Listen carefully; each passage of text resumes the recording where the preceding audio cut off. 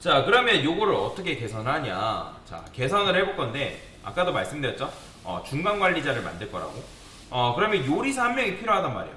그러면 우리가 객체를 통해서 만들면 되는 건데, 그러면 중간 관리자인 누구를 만들 거냐면, RQ라는 매니저를 만들 거예요. RQ. 이 RQ라는 거는 리퀘스트의 약자입니다.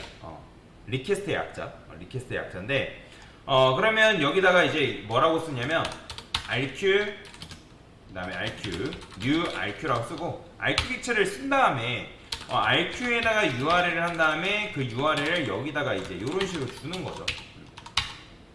이렇게. 근데 이렇게 쓰는 것보다 더 좋은 게 있죠. 어떻게? RQ 객체가 만들어지자마자 이 URL을 품고 이런 식으로 태어나게끔 만들고 싶다라는 거예요. 이렇게. 뭔 말이 이해되죠? 그러니까 RQ가 요거를 URL을 품고 있으면 그 URL을 가지고 있으면 그 가지고 있는 그 URL을 URL 가지고 공장을 왔다 갔다 하는 거란 말이에요. 그러니까 매번 줄 필요가 없다는 거죠. 근데 당연히 이게 되려면 뭐가 있어야 돼요? 객체가 생성되자마자 데이터를 품으려면 생성자 메소드가 필요하다는 거예요. 그래서 URL 쓴 다음에 그 다음에 IQ string URL 그 다음에 this.url URL 자 이런 식으로 코드를 써줄 거라는 거예요. 이렇게. 자 그 다음에 여기서 이제 util한테 공장을 직접 왔다 갔다 하는 게 아니라 저는 IQ get params.라는 메서드를 만들 거고요. 이런 식으로 마찬가지예요. 여기다가 util한테 직접 맡기는 게 아니라 RQ한테 get URL 패스를 달라 뭐 이런 식으로 요청을 하는 그런 구조로 지금 뭐하다 변경을 해줄 거라는 거죠. 그죠? 그러니까 RQ는 R집사야. R집사 중간 관리자인데 원래 같은 경우는 내가 공장에 갈 때 이거를 다 직접 써가지고 가져가야 됐단 말이에요. 근데 RQ는 내부적으로 이 URL을 기억하고 있기 때문에 그 기억한 URL을 바탕으로 두 공장을 가가지고 URL 패스 주인이 달라 하면 얘가 가지고 있는 원육을 가지고 여기로 방문해서 URL 패스를 가져다가 가공한 거를 이제 주인한테 주는 거고 파람스도 마찬가지예요. 관리자가 파람스 공장을 가가지고 가공한 그 내용물을 주인한테 주는 그런 구조로 만든 거라는 거예요. 자 그러면 당연히 이제 요게 있어야겠죠. 그래서 컨트롤 눌러가지고 get 파람스 만드시면 되고요. 마찬가지로 컨트롤을 눌러가지고 get URL 패스를 여러분들 생성하시면 됩니다. 자 그러면 get URL 패스랑 get 파람스가 이렇게 만들어졌죠. 그러면 얘는 어떻게 말하면 된다? util한테 get params from URL 가가지고 URL만 주면 되는 거죠.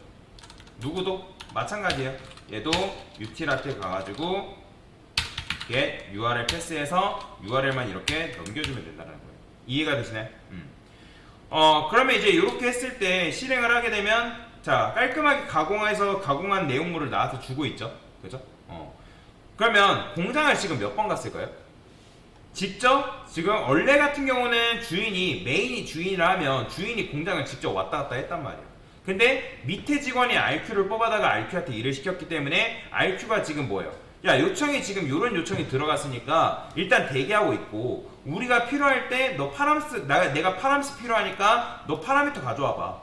그런데 내가 직접 가기 싫으니까 네가 지금 대신 가서 그 가공을 해서 나한테 줘. 이렇게 RQ한테 그 일을 맡긴 거죠. 그죠? 마찬가지 URL 패스도 그런 구조인 거죠. 그러면 제가 R집사한테 요거를 여러 번 갖다 와달라고 요청을 하면 여러 번 요청할 수 있을까요? 당연히 여러 번 요청할 수 있겠죠. RQ get params 마찬가지로 여기다가 RQ get URL 패스. 자 그러면 이 녀석이 여행을 몇 번 왔다 갔다 한 거예요? 여행이 아니라 공장을 몇 번 왔다 갔다? 3번씩 왔다 갔다 한 거예요. 보이죠? 왜냐면 이때 한 번, 이때 한 번, 이때 한 번, 총 3번. 얘도 마찬가지 이때 한 번, 이때 한 번, 이때 한 번. 공장을 지금 3번 왔다 갔다 하고 있는 거다. 자, 제가 이렇게 해볼게요. 여기다가 get params 실행됨. 그 다음에 자 이렇게. 자 그러면 지금 보시면 어떻게 돼 있어요?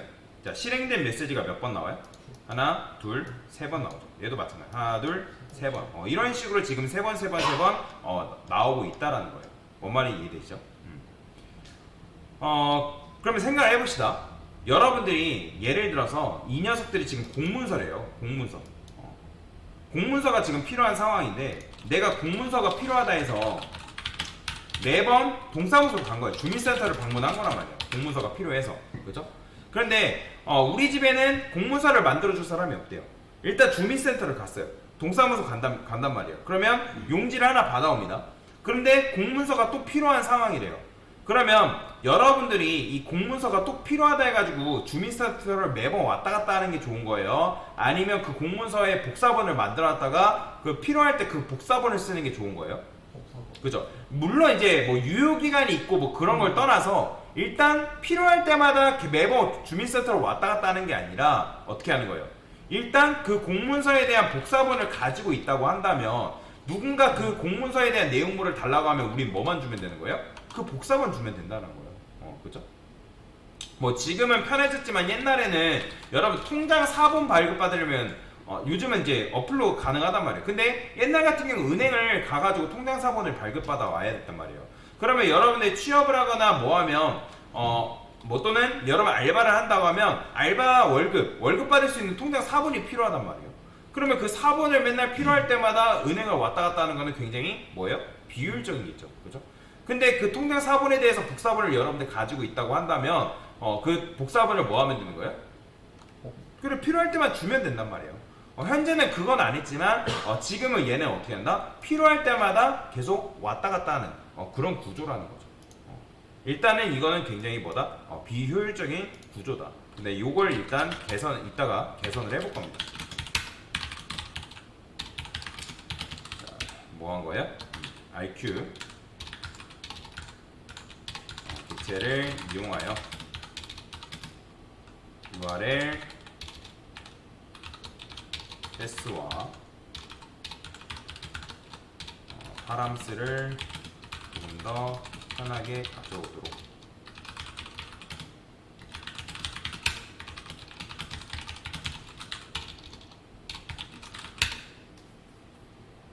됐습니다.